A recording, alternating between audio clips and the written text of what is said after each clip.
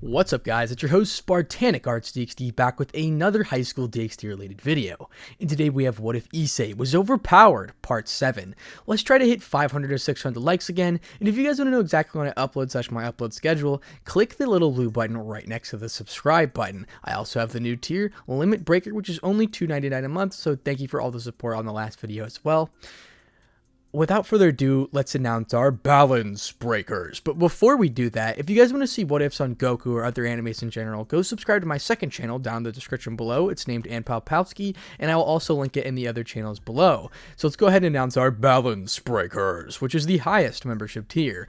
Rob the King, Lachlan Yates, Atomic Warlord 58, Crumbling Darkness Fear, Mr. Wolf, Ant Lewis, The Beast YT3, Shade Fox, BRWolf #2347, Jordan Patchow, Mazaku, Dr._Emma_ is the bomb, Asimodus, Grim Fireshot Gamer, and Brandon Lieutenant Riley. Thank you so much for becoming a balance breaker, which is the highest membership tier. Without further ado, let's go ahead and get right into Overpowered Part 8.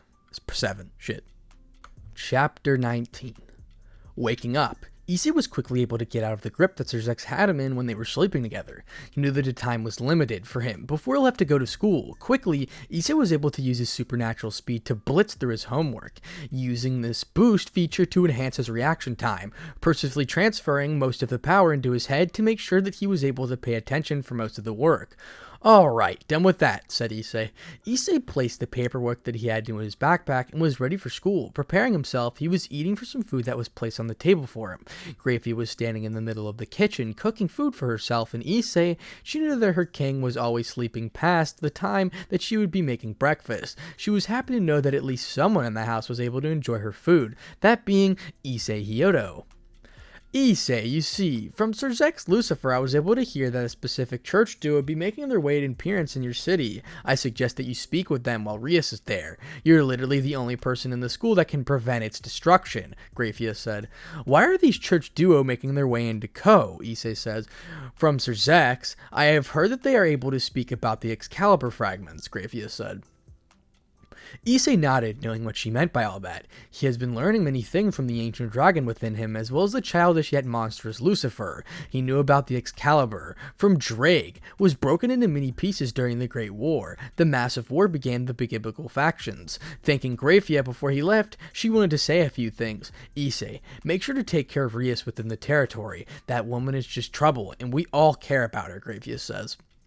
"Don't worry. If she steps out of line, then I'll act. If she is the crossfire of an attack, then I'll prevent her potential death. You don't need to worry about anything," Issei says. "You know, you're a good person. No wonder Sir has taken a great liking towards you," Grafia says. She purposely stated in trying to see Issei blush. Instead of a reaction that she wanted to see, she was met with a smile. Issei was thinking that she meant that Sir had become his best friend because of the way that he kept promises, but Grafia meant the real thing. Grafia sighed. This was just testing her hypothesis of Issei being severely scarred by his ex-girlfriend and not believing Sir Lucifer because of her childish, immature behavior. She wanted to test the theory out personally. Unfortunately, her hypothesis was correct, and Sir claim was correct as well. "Well, take care. Make sure to not get trouble because the first person that they call is me. You better be watching your back because I will make your day a living nightmare the moment I get a call from the teachers," Grafia says. "I highly doubting that," Issei replied. Grafia released her massive killer intent, trying to show her seriousness, turning the room into a far colder and darker atmosphere, expecting to see Issei's reaction before it be one of pure fear. However, she was met with an Issei that was completely unfazed by her killing intent. The benefit of being an evil dragon was the malicious evil killer intent usually means a comfortable feeling for them. Negative means positive for evil dragons, and that is what's been happening to Issei currently. "What? I'm still doubting," Issei said. Issei turned around and began leaving through a teleportation circle. "Also, make sure that Sir don't get into it too much trouble, because I'm sure as hell that I am not cleaning up the both of you," Issei says. "Fia, where's Issei? He left me alone without waking me up?" Sir said. She angrily stomped into the room with her hair in a mess. "Don't tell me that he left." "Yeah, he left," Grafia said. "Why does he have to go to school? He could just stay and learn from me and Ajuka in a single day if there's an entire work from school." "Because he would like because become like you, a complete child without any self-control, Graphia said. But if he's with me, then he won't be able to complete the hag that doesn't do anything besides acting like a maid around the house, kind of like you, Zerzek says. At least he won't become a complete dumbass like you, Graphia says. At least he would make fun to speak with, Zerzek says. At least he won't be hated by all the nobles, Graphia said. At least he won't become a bitch like you, Zerzek replied. That's it, Graphia said. Come here, you fucking Karen, Zerzek replied. And Graphia and Zerzek began fighting, attempting to see who Issei should follow. Time skip. Issei was in front of the building, watching as the church duo were sitting in front of the Gremory. One of them was watching Issei with a little bit of caution while other was smiling at him. It was nice of you to join us on this meeting, Issei, Rias says. Rias said calm tone. She was relieved knowing that Issei was inside the building. Naturally, a person would be comfortable when knowing that a person that saved them was in the building as them. Kiba was inside of the room, he finally beginning to tremble in anger when seeing the swords in the woman's hands. Irina, once hearing the name, the chestnut-haired woman quickly attached herself to Issei by leaping towards him with a cheerful smile. Is it truly you, Issei? Irina says. Who are you? Issei replied. Issei was questioning the woman while she gained a tick mark. Before she could bonk him on the head, Issei blocked the hit and glared at the woman. I'll say this again. Who are you? Issei said. It's me, Issei, Irina, your childhood friend, Irina replies. Issei took a moment to process what was happening before finally realizing that the boy he knew when he was a child was a beautiful woman that was in front of him. He was bewildered by such a revelation, staring at the woman with his eyes widened. The others around them looked on their perplexed looks before finally hearing the brown-haired boy beginning to scream. Wait, that's you? I thought you were a boy, Issei says. No, you idiot. I was a girl the entire time. Speaking of which, Issei, when I knocked on your door, I couldn't hear, see, or even sense anyone inside the house, Irina says. Issei's face instantly changed to one of pure sadness. Irina, when seeing this, immediately began bringing the pieces together and knew that something bad must have happened to Issei's parents. She quickly apologized for asking about something so sensitive. It wasn't like Issei was ever going to tell her the truth. Irina, I recommend sitting down and getting this over with. Afterward, you might be able to catch up with this friend of yours, Zenobia says. Irina looked back at her friend with a quick smile and quickly sat beside her. Well, it's about time we go over this. We wanted to let you know that we'll be searching for the Excalibur fragment pieces within this territory, Zenobia says. The statement about such an important weapon in supernatural world is being searched for Rias Gremory's territory. The sheer tension that an action would bring would be detrimental to both sides. The Excalibur fragments being inside a devil territory is already terrible news between the factions, but being inside of Lucifer's little sister's territory was even worse. Causing any damage to her little sister or her best friend would result in the strongest super devil to show her true colors. Rias Gremory, knowing how serious the situation was, quickly began emitting her power of destruction eyes to make them shine red. Speak more clearly about such matters. This isn't something that should be considered a joke, Rias says. I was advised to avoid saying too much. However, I can say this much. We don't need the devil's help, Zenobia says. Both the women locked eyes with each other before Issei took a step forward. Excalibur fragments gone missing? Do you have any idea who could have done it? Issei says. Zenobia was telling Issei the truth, but that didn't stop Irina from opening her big mouth and telling who could have done this. It was one of the fallen angels, Catric-class beings. Cocaville, Irina says. She quickly covered her mouth after saying that, earning a disappointed sigh from Irina.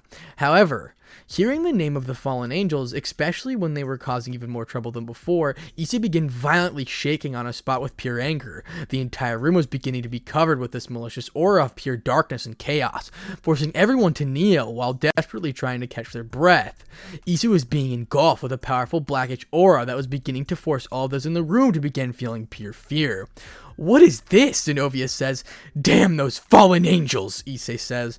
Issei spoke with such venom. However, before things could get heated, the point of Issei entering into his balance breaker form, Drake and Alicia begin speaking to him through a mental link.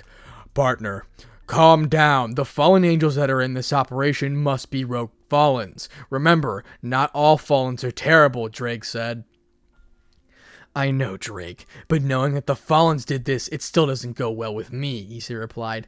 Just wait a few days before you meet these fallen angels, then kill them without showing any mercy. Make sure that they fear you more than death itself, Alicia said. Fine, Issei replied. In an instant, the blackish aura became calming down around them, showing that Issei was still staring at the holy women, who were gradually getting back to their composure. I knew that the Red Dragon Emperor was powerful, but to be this powerful without being in the balance breaker state is astonishing, Zenobia said. Zenobia slowly got back to her feet before looking back at Issei.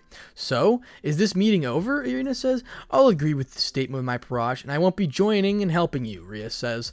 She smiled when looking at Issei. She knew that playing her words will be beneficial for her and her sister, which is why she made sure to exclude Issei from her claim. I thank you for listening to us, Zenobia said.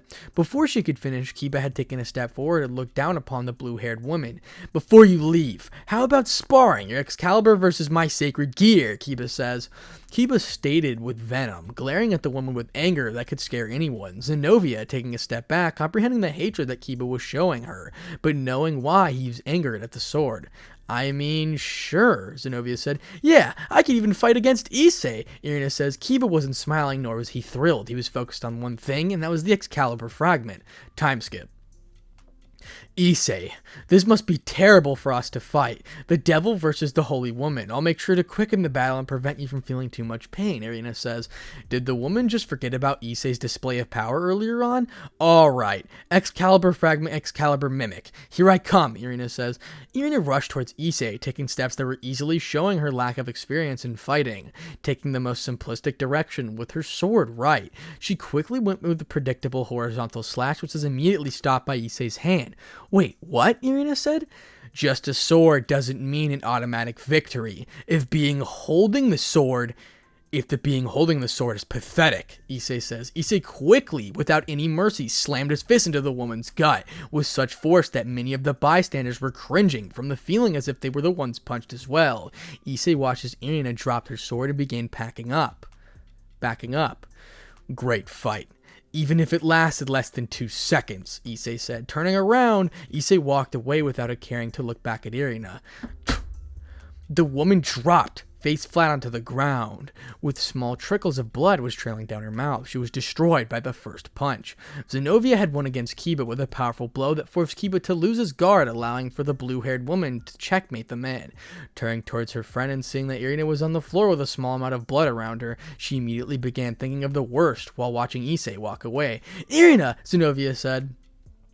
She screamed while rushing straight at her, checking for her pulse. She sighed in relief when hearing her pulse at normal. Looking at the Red Dragon Emperor with a slight bit of anger, Zenobia decided to show the Red Dragon Emperor a bit of her mind. Grabbing the handle of Excalibur Destruction, she rushed straight at Issei, expecting to at least injure him. However, thud. She saw as her sword was completely stopped in its track. Issei was able to stop the sword with his hands alone.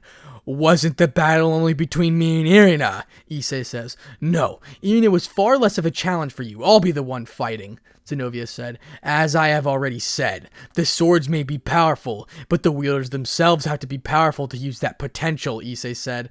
Zenobia coughed out blood when seeing Issei's fist slammed in her stomach, severely damaging and breaking a few ribcage bones. Zenobia was left in a damaged state. You're welcome, Issei says. Turning around, Issei walked away without any caring for a moment to look back. Zenobia was still struggling to stand. She was weakened, but decided that she was no match for such an opponent. She would be taking her massive loss and would be dragging away Irina. But before saying anything, she would say something to Issei. The White Dragon has been awakened for a while, Zenobia says. She decided that her loss would equate to her telling the truth of the White Dragon Emperor. Today was just not her day. Partner, I believe you should ask Sir Zex to train. We need your potential to be unlocked and easily accessible, Drake says. I agree with the Ancient Dragon, Alicia replied. Don't worry, I will defeat the White Dragon Emperor, not just once, but I'll do it until I break the record, Issei says. And that is the end of Chapter 19. Chapter 20. Issei, after school, decided to train with Sir Zex in the massive training room that they usually trained in. This time, they were moving at super fast speeds. Issei was already in his balance breaker form. Using his maximum amount of boost that he could maintain, Issei was continuously trying to overcome his limit against the current Lucifer. Not bad, Issei. However, I still think that you're a little too worked to explore the underworld by yourself, Sir Zex says. And she immediately insulted his power on Ancient once more. Let's see if your claim still holds up after this fight, Issei says. Sirzex sighed before getting into her battle position. This was going to be her first serious sparring session of the week. In an instant, Issei rushed straight at Sirzex. Each step that he took caused terminus around the room from the massive force that he exerted. However, once reaching Lucifer, Issei watched as the woman was waiting for his fist attack in order to counter him. Quickly, Issei transferred all the energy into his wings and swooped onto his knees, ensuring that Sirzex would be mildly surprised. Taking this advantage, Issei quickly landed a powerful uppercut on the woman's chin, sending her flying up to the ceiling. "Okay, that was good," Sirzex said. Sirzex immediately reacted and caught Issei's foot, which was aiming to slam her into the ground. This was familiar to what happened in the previous sparring session. However, Issei was quickly able to spin in midair and land on his other foot Sirzex's face, sending her rocketing down onto the ground. Maximum transfer! Placing all the boost into his wings, Issei rocketed down to the surface at speeds that he had never gone before. Appearing under Sirzex, Lucifer, he went a powerful uppercut towards the woman's gut, but his instincts immediately told him to back away. Following his instincts, he was able to dodge a small bit of destruction, which annihilated the ground below them. "Holy shit," Issei says. "I forgot to mention how much of a juggernaut this woman was," Drake said. Even Drake was astonished by the destruction that was caused by the smallest ball of destruction that Sirzex created. "I didn't expect you to dodge that. You're truly getting better at fighting," Issei, Sirzex said. Sirzex quickly decided that Issei was worthy of her to take her armor off. Dropping the heavy armor that she always wore onto the ground, she immediately started jumping in the arm, a smile on her face. "Finally, it feels good taking that off. Now I can take you on with any tiny bit of effort," Sirzex said. Issei had forgotten how Sirzex was making sure that she was holding back nearly all of her power when fighting him. Now, since she had taken her armor off, this was going to be harder, especially when she was still using the amount of effort, but she could move far more freely than before. "Drake," Issei said, "partner, it's time to whoop this woman's ass." Issei quickly began boosting even more than before. Boost times 9. Issei rushed at the woman with even more speeds than before and was swatted away across the entire room until he crashed into the wall. "Oops, I forgot how powerful I was without my armor. Let me hold back a little," Sirzex says. "Oh, fuck," Issei said. "Damn, you were swatted away," Drake said. Sirzex rushed straight at Issei without letting him recover. Beginning to kick around him, Issei was being used as a punching bag. Each kick that Sirzex landed combined speeding up his momentum, resulting in the next kick far more detrimental to him. However, she began punching him with more force than he could even reach the level of ending the brutal combo with a powerful roundhouse kick. Issei was decimated in the first 10 seconds against Sirzex. However, thanks to his immense pain and tolerance of being an evil dragon, he was able to stand right back up and began boosting. Drake was helping his partner by healing his armor, but that wasn't enough to protect him from his powerful attacks. "Issei, I suggest you stopping the fight," Elsha said. Ignoring whatever the woman was saying, Issei wasn't going to stop fighting just because he got a few simple scratches. More like a few broken bones. This was the battle that he had been wanting for a while. Another training session with Sirzex Lucifer. Drake began supporting his partner by transferring some energy to him, a very small amount, to increase the limit of boosting. "Drake, let's go beyond our limits," Issei said. "Right with you, partner," Drake replied. "Boost times 50. The adrenaline and pain were beginning to awaken the battle-hungry personality that was stored away in the world. Issei was beginning to slowly tap into his evil dragon persona. "Now that's what I like to hear," Sirzex said. "Maximum transfer." Transferring even more power to his wings, Issei moved at speeds that he didn't expect to move at. Almost losing control of his movement, he appeared behind Sirzex, catching her off guard with the quick burst of speed Issei had obtained. Maximum transfer. Enhancing his foot, Issei slammed straight into Sirzex's back, bringing her down onto the ground, dragging her across the ground with his foot until they reached the wall. Maximum transfer! Jumping up into the air, Issei made sure that the powerful dragon shot was ready for this moment. Diving straight down, Issei used the dragon shot up close to ensure that it landed onto the woman and did almost the damage that it could do.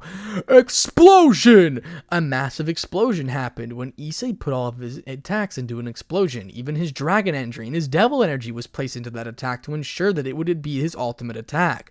Blowing him back away, Issei was slammed straight into the wall on the other side of the explosion. Dropping down to the ground, Issei slowly looked up to see the massive mushroom cloud that he produced. He wouldn't have done much to Sirzex, he knew that much, but at least he was hoping that it would do something to that woman. Drake! Issei says, "Partner, get up. The fight isn't over just yet," Drake said. Drake could sense the incoming energy surge from the smoke. Issei gradually forced to his feet and watched a massive surge of reddish image dismiss the massive dust cloud, ruining whatever chance that Issei had being proud of his destruction. "Now that's what I'm talking about," Serzek said. The crater that Issei had formed had revealed Serzek standing in the middle with not a single scratch on her. Issei was bewildered with such a sight. "Holy shit, she's built different," Drake said. "Since you showed me some of your power, then I'll show you some of my power as well. This will be decently powerful move from me," Serzek said. The woman raised herself into the air before raising her hands into the air. "You see, Issei, the power of the Lucifer. Before creation comes destruction," Serzek says. Serzek began forming a small, mediocre-sized ball of destruction. This was ridiculous. The massive adrenaline and feeling of having a decent fight began manipulating Serzek's mood of fighting Issei. She was treating him as if Graphia, which was terrible news for the boy, because the difference between him and Graphia was a nightmare and day difference. It didn't help that Graphia had fought against the woman yesterday. Issei began smirking, knowing that the battle had concluded. He was finally drained out of all his energy, dropping down to the ground and seeing the massive ball approach him. She was basically throwing a nuclear bomb at him, something far more powerful than whatever he threw at her. "Issei, I hope you're for the best, because this ball will leave you severely damaged if not blocked," Serzek says. "Damn, I'm all out of magic and strength. Drake, it was a good fight," Issei said. Issei began dropping to his knees and began breathing heavily from the exhaustion beginning to overtake him. "Damn it, partner. Get the hell up," Drake said. Hearing the dragon's words, he frowned, knowing that he couldn't get up. "I said get up," Drake said. Drake began overtaking Issei's right hand and forced him to stand. "You see, partner, there was something about dragons that made them feared by nearly all of the supernatural beings," Drake said. Drake began transferring even more power into Issei, overloading his body, knowing that it was either that he could potentially be erased from the massive ball of destruction, or that he would be in a coma state after the massive surge that Drake was giving him. "Issei Hyodo, remember one thing, in this battle, it isn't you versus Serzek, it's the both of us versus that dangerous woman," Drake says. Issei slowly began getting the feeling back of fighting with his magic being replenished. "How we'll deal with Serzek? I'm nowhere near the level that she is when she holds back," Issei says. "Partner, where is your pride? Where is your determination? Don't tell me that you're getting to soften because this woman is your best friend. You've been through things hundreds of times worse than this. Having your parents murdered in front of your eyes, surviving the Juggernaut drive, even surviving against my training. Yet here you are doubting yourself because you don't have the silly magic that you always used.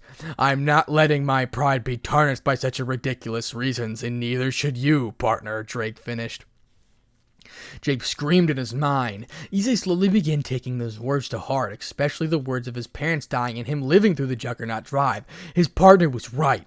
He was being softened because of this woman being his best friend. Slowly, Issei began powering up even more than before. The small marble that he always keeps with him glowing, floating out of his pockets. The color of the ball was begging to turn black. "Partner, your newest evil dragon, a species of a dragon that has the power to rival even the heavenly dragons. Now, stop being a bitch and get up. You're a fucking dragon. Now, where is your pride? Think, partner, think," Drake said. "You're right about that, partner. It isn't me versus Serzek, it's us versus Serzek," Issei replied.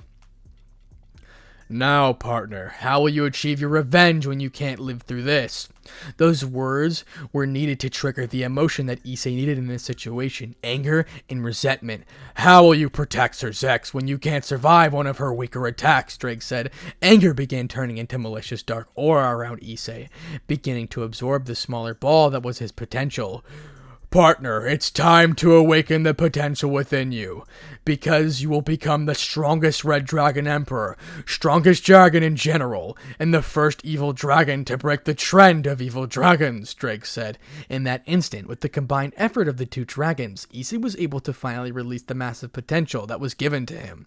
An explosion of black energy began eradicating the massive ball of destruction that Serzek had thrown.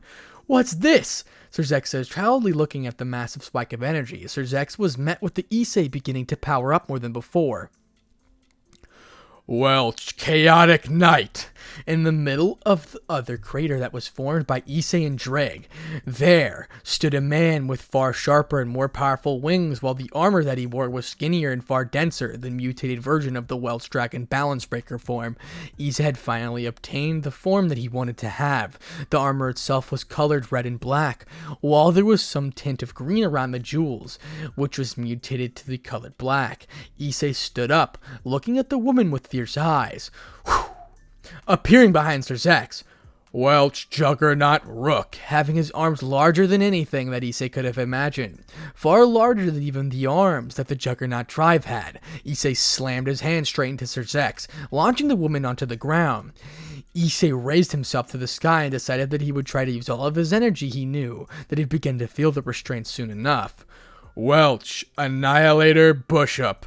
Having one singular cannon on his back, the cannon was far larger than Issei's body. Pointing straight at Sir Zex, Issei began boosting like crazy. Boost times 30. Maximum transfer. Drake, say it. My pleasure, partner. Be gone, thought. Explosion! A massive beam exploded out of the cannon, making sure that nearly everything in its way was erased, ramming straight into Sir Zex, blowing her the fuck away into the sky. Partner, good job, Drake said. However, Issei wasn't done. Welsh Dragon Rook! Boost times 60. Boosting as many times once more, Issei quickly transferred all the energy into his right fist, forming an image of a massive dragon. Maximum transfer. Issei quickly rushed straight at Sir Zex, with the dragon finally landing the hit. A massive explosion shook the area around the place, blowing the entire surface of the training room into smithereens. Issei was seen floating in the sky with a broken arm. The armor around Issei shattered into pieces. Issei began descending onto the ground because of the exhaustion destroying him. Thanks, partner, Issei said. Issei began kneeling on the ground, trying his best to stand. Sir Zex had appeared in front of him with some scratches on her body at that. Not bad, Issei, Sir Zex said. Before he could respond, Issei began screaming with absolute pain. His voice, with exhaustion and overload of energy, began destroying his body. So, kind of like how Goku, when he used Ultra Instinct, at first, his body wasn't able to handle it, so just imagine that picture in your head.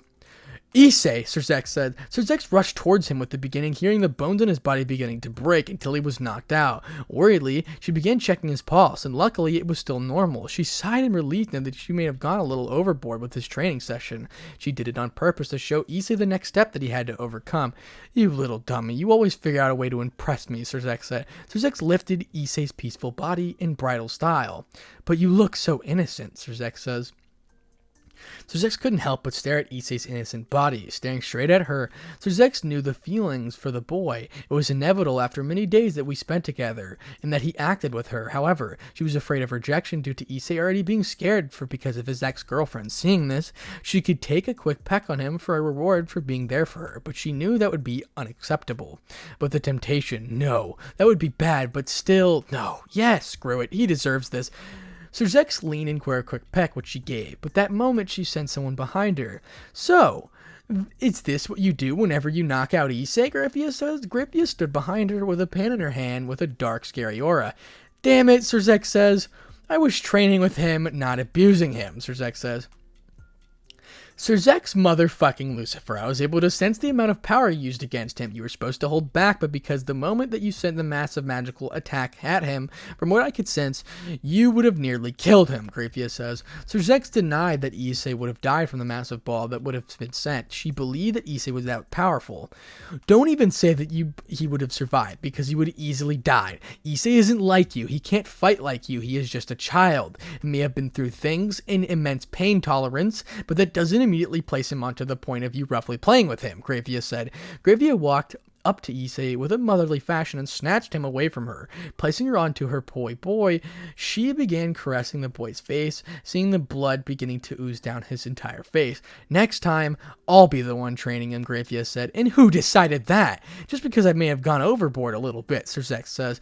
That's not the point, Sir Zex. You could have accidentally killed him, and you would have ruined your entire life. You would have First, lost the man you have feelings for, your best friend, and the only person willing to train with you this many times, Rias said.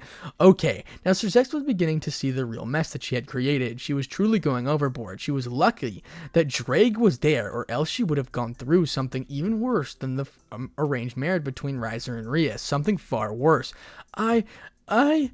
Gravia simply teleported away before anything could happen, leaving Surzex to think about all of her actions. And that is the end of Chapter 20. Chapter 21. Issei was sleeping on the bed that Gravia had placed onto him during the night. During the time, he was peacefully sleeping due to Drake deeming that his training with Surzex was enough for him that day, while Issei protested that he could do some more. Let's say that he got an earful from Drake and Alicia to make sure that he wasn't trained in the mindscape. During the time, Surzex was feeling awful about what she had done. After the training with Gravia, a once-in-a-lifetime moment with someone that can force Surzex into nearly using all of her power in her base form. She was excited to feel the same when Issei was beginning to grow stronger and stronger, making Surzex feel the adrenaline with Gravia in this battle. Now, she was in front of Issei, looking down at him with remorse, seeing that his body was in a critical state. They didn't have any Phoenix Tears to heal him up in seconds, making the pain last for a while. Issei, Surzex says. Surzex gradually sat beside his broken body, gradually seeing the damage that she had done to him, seeing the many broken bones, from the legs being broken all the way to the point where his arms were broken. Surzex placed her hands gently onto Issei's face, seeing the severely injured nose. His body was literally broken from exerting himself to absolute highest that he could do to survive a tall attack that sent. I wish I could say sorry and let everything be like it before, but simply won't do anything. I can't believe that I failed you as a king again, even though I promised to protect you from the day that you began living with me. Even when you saved me from many things, from loneliness, from rage, and saving my sister, I can't do the same for you, Surzex says. Surzex began lifting the poor boy's head onto her lap while caressing his head. Slowly, tears began leaking, rolling down her body and dripping onto Issei's face. She felt like a horrible king, because she was a terrible king. And I can't even help with your girlfriend problem, Surzex says. Lucifer, Drake says. Surzex, once hearing someone else's hurrying her complaints, almost screamed but calmed herself since she didn't want to wake Issei up.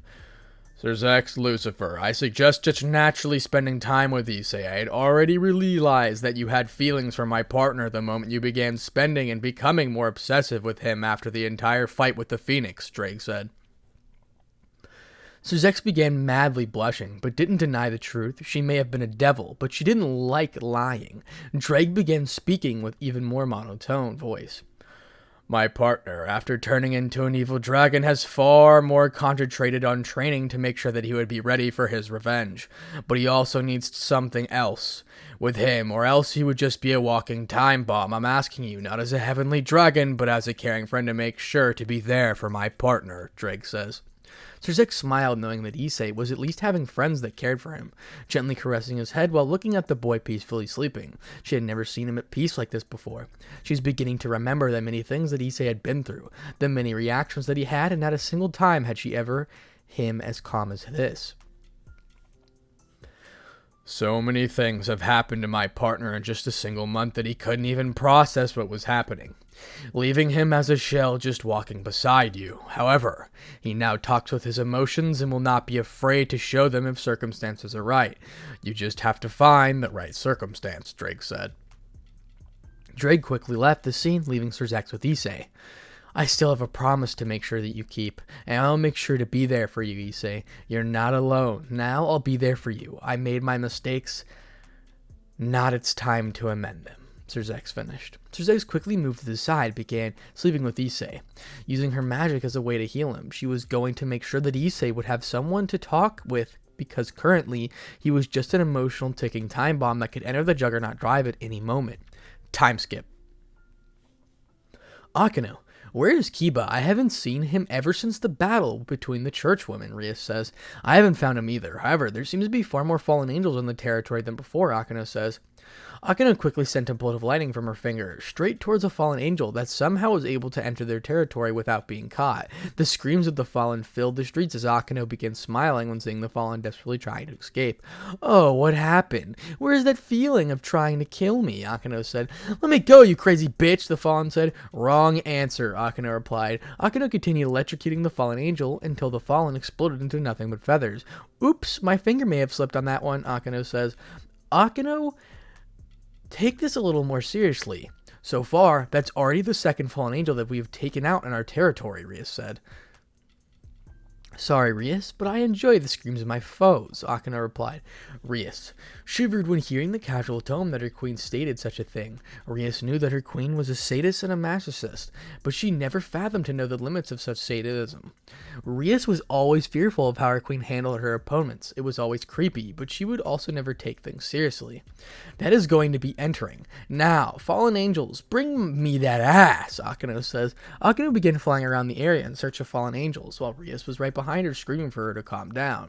Time skip, back with Issei. "So, I woke up and the first thing I see is Zex sleeping in front of me. What happened? I'm pretty sure I was knocked the fuck out after the match," Issei said. "You were brought back to the house by Grafia and treated by Zex," Drake said. "Nice," Issei replied. Issei slowly began lifting himself off the bed while making sure that Zex wouldn't wake up from her slumber. Seeing the woman sleeping, he smiled, remembering that the battle they had yesterday was great, even if it was a bit extreme. "Where do you think you're going?" Zex says. Zex spoke while Issei was just leaving the room. "I was just about to leave and get ready for the day. School's going to begin soon, and the moment that I miss a single day at school is the moment when the teacher begins assigning random essays for us to complete," Issei says.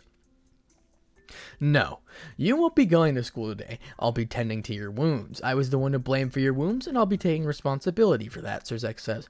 Zex spoke with sadness, anger, and frustration directly at herself before appearing in front of Issei. She quickly lifted the boy in the air, causing him to fluster at the embarrassing position that she was in.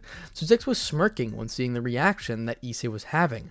She was going to make sure that she would be there for Issei. "You know that I can walk on my own," Issei said. "I already have said," Zex. She quickly began binding Issei in some magical restraints. "That I would be taking care of you," Zex said. And the morning went by as usual, just that Grafia wasn't in the building during the time. Zex was the one that was taking care of Issei. He kind of guessed that she wanted to do this because she promised to be his guardian, but he didn't realize how much this condition had affected her. "So, Issei," Zex spoke. Zex spoke while finishing up her breakfast. Zex made sure to outperform Grafia's cooking during this time. There was something wrong with Zex, and there was something that Issei was obviously able to tell from the moment Zex wasn't making any childish jokes or behaving like she was stupid. "Are you mad at me?" Zex says. Issei was confused by such a question. What did she do wrong that would cause her to ask such a question? What did she do that make Issei hate her? Issei was looking at Zex with his right eyebrows, causing Zex to think for the worst. She began speaking in a saddened tone, nearing the point of tearing up. "Yesterday, while we were training, I accidentally fell into my instincts and created the massive ball of destruction that would have killed you. Grafia made sure that I understood what I did. I realized that I was a terrible king, friend, and naturally was a terrible person for doing that. I had pushed you to your limits that caused you to be in such a state and nearly killed you," Zex said. The more she spoke, the more she was reminded of the condition of Issei's body. The broken bones were stuck in her mind. The broken legs were stuck still being played in her mind. And the bloodied and bruised body finally made Zex begin to slowly release some tears. Issei watched all the straight face, mostly because he didn't know how to act during the situation. Slowly he walked away towards Zex, expecting for the worst. Zex closed her eyes and was prepared for scolding. However, she was met with a gentle hand on her cheek, and after a little while, she was met with happy head pats. Looking up, she saw Issei gently smirking at her. "Explain me something. Why would I be angered? Something that you were doing that was for the best of me," Issei said. "But I could have killed you. Didn't you say, 'Welcome to the supernatural world where every turn would kill you'? Anyway, yes. The way you trained me yesterday was honestly a little extreme. However, we all make mistakes. We all make major mistakes. Like the math test I failed," Issei said. Issei grimly spoke when being reminded of his math test. Surzex wasn't paying attention to the last comment and was more attentive to what she had done. That doesn't exclude the fact that I nearly killed you, Surzex said. Issei was quite troubled with that statement. He knew that Surzex wasn't aiming to kill him. She was just aiming to beat him. The power of destruction was very powerful, concentrated and very unstable power that could practically kill anything that it touches with enough training if the user is powerful enough. Issei knew that Surzex was just training him. Plus, he could have easily teleported out of the blast fire. Seeing Surzex's expression becoming even worse, Issei decided to begin speaking his mind. True, but there was something different between you were trying to kill me versus Rainier trying to kill me. You weren't trying to do it. You weren't even wanting to do it. You weren't even meaning to do it. For that, accents in the supernatural world do happen. Didn't already say that? Rainier, she was the one that killed me without hesitation and was aiming to use me. Issei finished. Issei stopped himself from thinking about that damned woman. Today was supposed to be a good day. And if that isn't enough, how about this? I forgive you, and if you want to make it up to me, then be my guest. Issei says. Surzex, hearing this, was still hesitant in accepting such a light comment. But seeing Issei smile, she began sobbing once more, and she was just a child in a grown woman's body. She hugged Issei, nearly squeezing the life force out of his body. Issei may have had some back pain for a while, even the pain tolerance that he had. Greyview was seen standing beside the door listening in. She was going to barge into the room and announce that lunch was ready, but she wanted to hear how Issei would respond to Surzex's mistake. She was satisfied with Issei's response and was smiling if she was a proud mother. Surzex, you truly don't know how lucky you are to find someone like Issei, someone that can mask their pain for the better of their loved ones, Rias said. She decided to leave the two and begin cooking for the other half of lunch while heating the beginning portions. Scene change. Lord Coqueville, the fleet has left for Ko. What should I be doing? Rainier said. It's time for all of us to push forward to that town. We must assassinate the younger siblings of the current Lucifer and current Leviathan, Coqueville says. Rainier smiled once hearing this. Assassinating the two Satan siblings would be wonderful to see.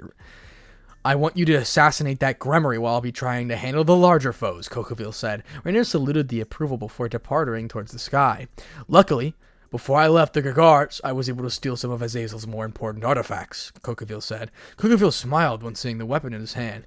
Surzex, you're far too much for me. However, Seraphol, be prepared. I'll be making sure that all the joy in your life will be gone before finally snapping your neck in my hands, as Coqueville finished.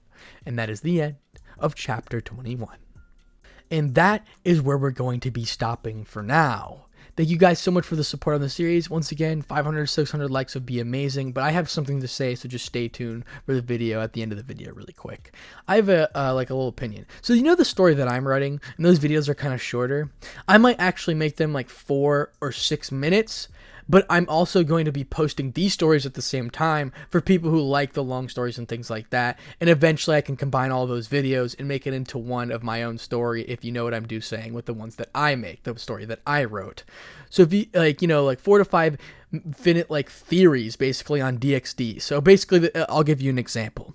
So what if Issei was blessed with Great Red's powers, and that'll be like a short theory of like 6 minutes, and it'll be with all images and edited and everything like that. But at the same time, and the next day, what if Issei was overpowered, or what if Issei was pure evil, will come out the next day, and it'll be like 40 to 30 minutes as like a long video. But I'll also have those short ones as well, just to keep my other audience or like both audiences happy, basically. I also do want to do those type of videos on Goku as well, so just be expecting a Dragon Ball What If on Spartanic as well, because I really want this audience to understand how precious Dragon Ball is to me, because I really do. That anime is something else. It's basically my savior. You guys, I don't know how to explain it, but thank you so much for the support. Once again, if you guys want to be a channel member, a balance breaker, just click the membership little blue button right beside the subscribe button. Also hit the subscribe button, that'd be amazing, as well as hitting the like button, and then hitting a comment button. No, I'm kidding. Type comment button. No, I'm joking. But seriously, thanks for the support. As you can tell, I got a new microphone. I got a new monitor. I got a new microphone. I'm upgrading. I'm always putting my money back into my craft. So everything that you guys give me, I swear I'm going to take it to improve. I'm just telling you that now. I'm not one of those greedy people. But seriously, thank you much for the support. I've been killing myself. I'm not going to lie. But I like it. So without further ado, once again, Subscribe to my second channel, my Dragon Ball What If channel, will be down the link in the description below. Without further ado, Spartanic Arts, DXD, out.